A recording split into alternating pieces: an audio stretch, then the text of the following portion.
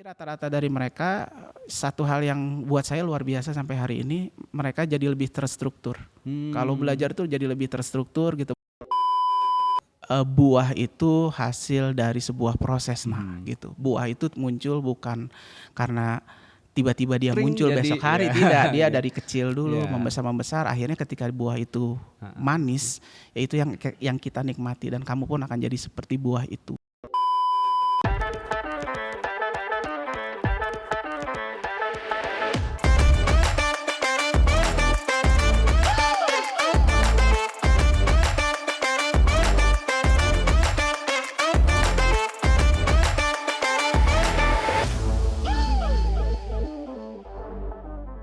Halo Penaburs Bandung, jumpa lagi dalam podcast inspiratif bersama channel BPK Penabur Bandung.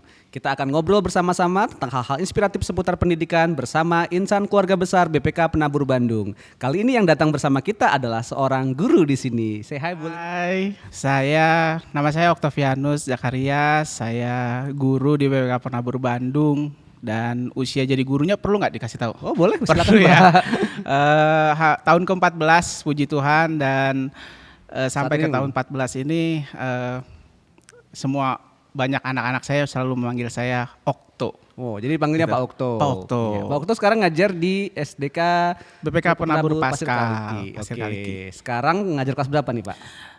Ngajak tahun ini kebetulan kebagian di kelas 6, mengajar di Oke. kelas 6. Sebelum-sebelumnya sih kelas kecil gitu, cuman karena kita sudah mulai ada kelas besarnya nih, Ya, sedikit ya. ngasih info ya. Ya. Kalau kita ada kelas besar ya sekarang, kita Karena udah kan mulai ini besar. Udah ini ya, Kita termasuk udah yang mulai. paling bungsu ya SDK Paskal ini ya. Iya. Kalau ini. Jadi Iya. ya emang sekarang udah mulai ada angkatan yang terakhir nih, Iya. yang akan segera lulus sebentar lagi. Iya, Ya, betul. ada. Anak bungsu yang mulai membesar. Oke. Oke. Oke, jadi sekarang ngajar kelas 6 Pak ya berarti? Betul. Oke. Ngajar Nah, kelas dan kita bisa cerita panjang lebar soal apa yang ditekankan di sekolah ini nanti. Oke. Tapi kita akan ngobrol yang sederhana dulu Pak nih. Siap. Kalau sekarang kan berarti prosesnya mereka udah dari kelas 1 sampai kelas 6 sekarang. Betul. Ya, dan akan menjadi lulusan gitu. Jadi ini bicara soal proses yang cukup panjang ya, berarti Oke. sudah 6 tahun sudah Iya, ini udah. gitu. Dan saya dengar juga nih Pak, ada kisi-kisinya tadi gitu ya. Memang ada hal yang ditekankan sekali di sekolah yaitu soal proses ya. Jadi Iya, betul. pentingnya menghargai proses dalam belajar gitu Yap. ya. Guru-guru atau orang tua mungkin dalam beberapa waktu yang lalu tuh pengen banget kalau anaknya excellent ya, dapat nilai Betul, A, nggak apa-apa betul. nilai tinggi 100 gitu ya. Terus ada pencapaian-pencapaian yang dihasilkan gitu ya. Iya. Bukan berarti itu nggak penting, tapi kalau dalam konteks yang ditekankan kali ini adalah soal prosesnya. Seperti Betul. apa Pak yang penting ditekankan? Ini ceritanya dari awal ya, Heeh. biar konsepnya kita dapet. Jadi kalau misalkan dari pengalaman gitu ya, saya pengalaman di beberapa sekolah dan dan ini jadi sekolah kedua kalau di BPK Penabur. Dari setiap pengalaman itu berjalan itu mindset yang ada di pendidikan gitu, entah umumnya di orang tua atau di guru sendiri gitu, bahwa kita tuh terbiasa untuk melihat kepada hasil. Akhirnya yang kita kejar hasil. Dulu tuh kan kalau sekolah nilainya harus 100, Ya. harus selesai, harus yang berhasil itu adalah kalau yang kita dapat nilai yang Paling tinggi. paling tinggi Ya, gitu. Kalau nggak paling tinggi, jadi anaknya juga dampaknya tertekan gitu ketika dia nggak dapet tuh, dia nggak ngerasa berhasil. Nah, berawal dari pemikiran-pemikiran itu dan kami datang bersama di tempat ini, lalu kami coba berpikir kayaknya mindsetnya udah nggak masuk nih buat zaman sekarang, apalagi dengan generasi sekarang. Akhirnya kami mulai berpikir core-nya pendidikan itu bahwa kalau belajar itu proses, bukan hasil tuh dampak dari kita belajar. Oke. Lahirlah pemikiran itu bahwa bagaimana ya punya kemasan sekolah yang kita sangat menghargai proses ya, itu ya. menghargai proses itu supaya berjalan dan memenuhi kebutuhan juga gitu, bahwa ya nggak bisa juga kalau kita belajar nggak punya keterampilan kan, Iya, ujungnya betul, gitu. betul. Nah akhirnya kami mencoba olah-olah, mumpung sekolahnya anak bungsu ini yang masih kita betul-betul lihat Dari awal ya. dari awal gitu, kita coba bentuk anak-anak seperti apa ya yang kita harapkan, proses bagaimana yang kita sajikan. Akhirnya terpikirlah visi bersama ini bahwa yuk kita mulai jadi sekolah yang mengandalkan proses dalam kegiatan pembelajarannya supaya belajar itu jadi bermakna. Oke. Itu awal konsepnya. Akhirnya kami coba kembangkan dan lahirnya beberapa program yang kami coba jalankan sampai hari ini gitu. Penerapannya seperti apa Pak? Misalnya di kelas atau ini kalau buat anak dan Ya yang paling real kami rasakan gitu ya. Rasakan tuh artinya benar-benar orang tua rasakan, guru rasakan, anak rasakan itu. Kami ada program yang namanya kalau tengah semester atau di akhir semester kami pakai satu konsep. Sebetulnya ini model pembelajaran tapi kami modifikasi namanya problem based learning atau satu lagi tuh project based learning gitu. Bukan sesuatu yang baru dengan namanya, tapi kalau dengan kemasan mungkin kami agak modifikasi dari model pembelajaran ini. Jadi kalau misalkan sekarang nih apalagi kurikulumnya yang baru nih, yang kurikulum Merdeka nih, itu pasti dua pendekatan itu model pembelajaran itu umum gitu. Tapi bagi kami jalani ini sudah hampir tahun ketiga kami dan kami progres terus bagaimana melakukannya dan lumayan sampai hari ini kami mulai melihat dampaknya gitu dari anak-anak gitu. Kalau secara teknisnya sih kami kemas sebuah penilaian itu berdasarkan langkah proses yang harus anak selesaikan. Jadi kalau kurang lebih kami punya waktu khusus 2 minggu dan kami punya satu topik yang kami bahas dan semua pelajaran itu kami coba integrasikan ke dalam project atau problem base itu. Ya, kami integrasikan lalu setiap mata pelajaran itu punya tujuan-tujuan yang terukur, kompetensi apa yang mau dicapai dari anak. Nah, berjalan dalam satu minggu dan proses itu kami boleh menilai pengetahuan anak tercapai sejauh apa, keterampilan mereka meningkat seperti apa gitu. Dan itu biasanya kami sampaikan dalam reportnya nanti ketika kami membagikan raport tengah semester, kami sampaikan Bu, progres di awal anak Bapak Ibu seperti ini, lalu kemudian setelah mengalami proses pembelajaran, lalu kami coba kemas dalam PBL dan PJBL, akhirnya lahirlah kemampuan kompetensi, peningkatan kompetensi barunya seperti ini gitu. Kurang lebih kayak gitu. Dan orang tua juga berarti terlibat dalam proses itu juga ya? Sangat terlibat. Jadi memang konsekuensi ketika kami memilih pendekatan ini akhirnya itu akan menghabiskan banyak energi. Guru menyiapkan konsep, banyak sekali menyiapkan konsep, lalu ada orang tua juga yang harus mendampingi itu karena kami memang anjurkan untuk didampingi. Bukan berarti tugasnya berat, bukan, tetapi memang kami punya langkah-langkah yang kami ingin orang tua juga terlibat gitu. Artinya memotivasi anak, terus kalau mungkin memberikan penjelasan lebih, bahkan mereka kadang juga berkomunikasi dengan kami gitu sampai konsepnya atau pelajarannya atau arah materinya seperti apa, tapi jarang sekali sih kalau sampai itu. Yang banyak sih mereka lebih konsultasi itu ke kami gurunya itu kadang Pak anaknya jadi lebih kritis ya, bertanya terus sama orang tuanya, saya cuman bingung mau jawab apa gitu. Saya bilang ya nggak apa-apa Bu, diskusi saja, nanti dia akan diskusi dengan kami di kelas kayak gitu. Itu orang tua akan terlibat jauh seperti itu. Kalau anak sih pasti mereka explore ya, harus explore. Bahkan kami karena kemarin tantangan juga tuh 2 tahun terakhir itu kami lakukan dalam versi online. Itu yang kami nggak tahu cara explore mereka explore-nya itu sejauh mana, browsingnya sedalam apa gitu nggak tahu, kami nggak bisa arahkan itu karena mereka browsing masing-masing. Kalau di sekolah tuh bisa ada lembar kerja yang mengarahkan gitu. Sekarang kita kerjakan ini gitu. Tapi rata-rata dari mereka, satu hal yang buat saya luar biasa sampai hari ini, mereka jadi lebih terstruktur. Kalau belajar tuh jadi lebih terstruktur gitu, bahwa karena kami kan ketika menyusun konsep, misalkan kami memecahkan satu masalah yang pernah itu bagaimana sih membuat udara bersih di Kota Bandung nih, kami sajikan itu. Nah untuk menjawab itu kami bergumul dulu dengan konsep.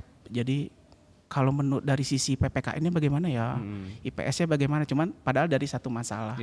Nah yang harus dijaga itu benar-benar ketika dalam proses stamina dan motivasi.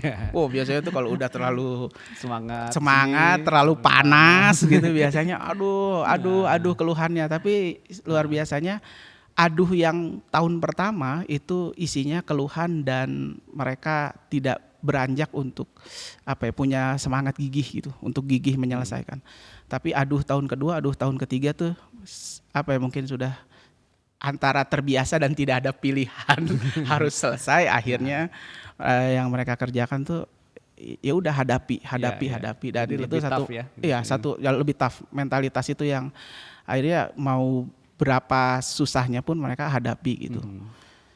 Ada satu yang menarik sih, ada satu anak nih di kelas saya gitu ya, dia nih awalnya tuh diam, pasif gitu, dan ada catatan juga bahwa anak ini secara akademis, secara potensi akademis itu agak di bawah teman-temannya gitu, dari catatan itu. Lalu kalau kami bayangkan gitu ya, ketika kami bayangkan pertama kali, kalau saja kita mengambil kesempatan untuk menjadi sama dengan sekolah lain, kita sajikan akademis itu melalui lembar kertas, anak ini akan gagal terus 6 tahun belajar di kita gitu. Entah bagaimana perasaannya, tetapi ketika ada kesempatan, jadi dari PBL, PJBL ini mereka harus expose dan explore. Jadi mengekspos dirinya, kayak mereka harus presentasi mau nggak mau gitu. Dari yang pasif itu dia lumayan mau berbicara gitu, karena tanda kutip kami paksa gitu, tapi kami terus arahkan gitu bahwa begini loh kemasan menyampaikan itu lebih enak itu. Dari hal itu banyak merubah sekali gitu. Banyak merubah, dia lebih bisa bersosialisasi dengan temannya, lebih berani bertanya gitu. Itu hal-hal yang sering kami temukan. Sering kami temukan di beberapa anak yang buat kami menantang untuk bersama anak ini gitu. Karena memang didorong oleh peer groupnya juga ya untuk bisa sama-sama belajar, sama-sama bareng. Nah, gitu ya. bersyukurnya kami kan lingkungannya nggak terlalu besar, jumlah siswa terlalu kecil. Nah, terus dari konsep bersama juga kami pikir gini, ada satu visi yang kami coba tanamkan ke mereka tuh, nah kita selain kalau di pendidikan tuh ada 4 pilar kan, learning to know, learning to do, learning to be, satu lagi learning to live together. Nah, kami ambil poin yang keempatnya gitu. Learning to live together. Akhirnya mereka tuh udah paling males kalau acara bersama, mereka harus digabung dari kelas 1 sampai 6 isi anggota kelompoknya.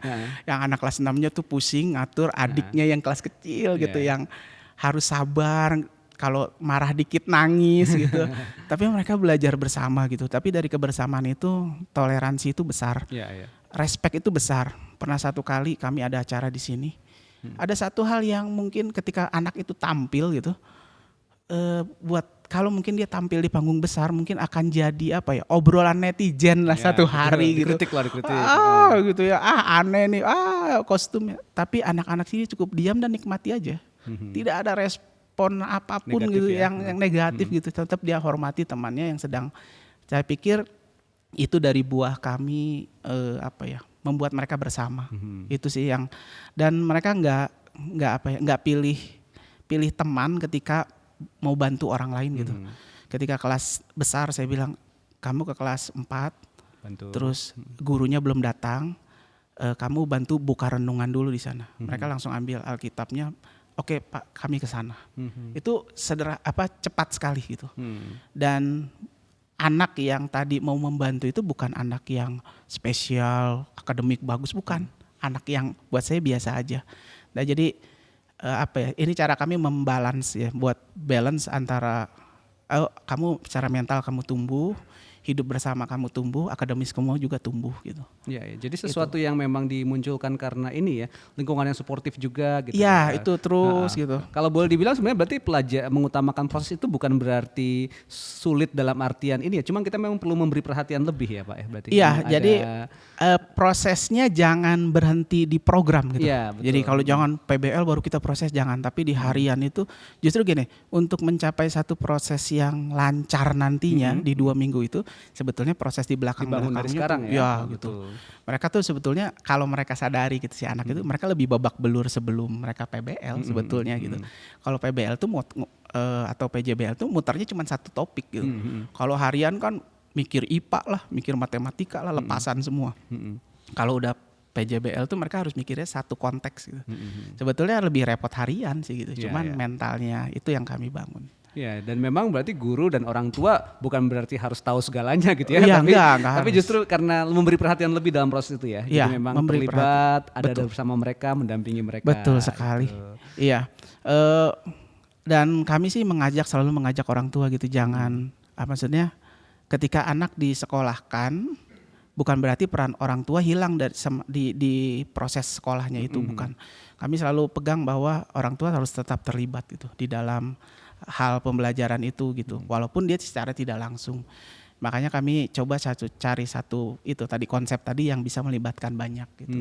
Karena kalau umumnya atau seringnya mindset yang kita pakai itu orang tua hanya tahu di akhir pas bagi rapot gitu. Ya, Tiba-tiba udah. dapat laporan anaknya sekian banyak. Ya. Kami menghindari hal itu. Nah, dari awal sudah ini. Ya harus tahu bahwa anak saya sudah berkembang seperti apa gitu. Dan masukan dan saran tuh bisa sambil sinergi terus ya. Sinergi terus kita kita diskusikan bersama. Kalau kami bahasanya di situ, kalau misalkan ada orang tua menyampaikan sesuatu hal gitu, banyak juga sih yang menyampaikan ide gitu.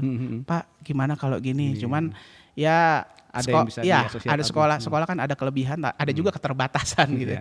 Dan ya kami coba ini aja, explore, terima, dan kami coba eksekusi kalau kita memungkinkan gitu. Itu sih Pak. Itu serunya belajar dengan menghargai proses itu di sana Pak ya. Iya pasti gitu. Cuman ya namanya proses, nggak semuanya lancar Iya, gitu. ada pasti. Nah justru itu tantangannya ya. Iya, itu bahwa tantangan. kita ada di sana dan tidak sekedar mencontreng angka atau ini gitu ya, tapi Betul. kita ada terlibat berdama terus, bareng-bareng terus, dan nanti kita lihat ya. Ini sebentar lagi ada lulusannya nih. Nah itu yang diharapin akan, bisa segera ya. ini ya. Dan tapi dari sekarang kita udah ngelihat ya banyak hal yang berubah dalam diri anak ya. Tadi yang pemalu, terus yang tidak mau melakukan ini gitu. Kalau dalam proses akademik yang biasa mungkin akan tertinggal atau ini, tapi akhirnya bisa terlibat. Iya ya. betul, banyak sekali. Kebetulan nih saya megang kelas 6, saya pernah megangnya di kelas 3. Awal kali pertama saya ke sekolah ini, saya mengenal mereka di kelas 3. Lalu sehari ini saya mengenal mereka di kelas 6. Itu saya tidak menyangka perubahannya banyak sekali gitu. Yeah. Banyak sekali kemampuan berbahasa mereka, bahasa lisan terutamanya lisan mereka itu buat Jauh saya baik meningkat ya. gitu. Walaupun mereka selalu protes, Pak Okto kenapa bahasa Indonesia begitu menantang sekali untuk dipelajari sama Pak Okto. Kenapa saya harus bekerja sekeras ini gitu. Saya bilang buah itu hasil dari sebuah proses gitu. Buah itu muncul bukan karena tiba-tiba dia Pring, muncul jadi, besok hari, ya. tidak. Dia dari kecil dulu Ya. membesar, akhirnya ketika buah itu manis, yaitu yang kita nikmati dan kamu pun akan jadi seperti buah itu gitu. Oke, itu menarik sekali quote-nya Pak ya. Jadi buah itu nggak sekali jadi ya. Nggak sekali jadi Ada itu. penyerbukan, ada prosesnya Iya, dari kecil, betul. bisa jadi kena hama dulu ya, Iya, bisa ini gitu ya. gitu. Tapi bisa akhirnya menjadi buah yang Betul. manis. Terima kasih banget Pak Okto sudah berbagi Sama-sama. cerita tentang proses yang terus digalakkan di sekolah ini. Semoga semakin banyak hal-hal baik yang tumbuh ya di anak-anak di sini gitu ya. Lulusan pertamanya nanti kita lihat seperti apa, dan boleh juga lihat dari sekarang tiap-tiap kelasnya ya. Boleh. Oke, kita bisa nanti ngobrol-ngobrol lebih jauh soal itu. Makasih banget sudah berbagi. Terima kasih juga teman-teman yang telah menyaksikan. Kita akan ada dalam obrolan-obrolan inspiratif berikutnya seputar dunia pendidikan. Tetap di channel BPK Penabur Bandung bersama keluarga besar BPK Penabur Bandung semuanya. Sampai jumpa di bahasan-bahasan berikutnya. Maju terus BPK Penabur Bandung. Dadah.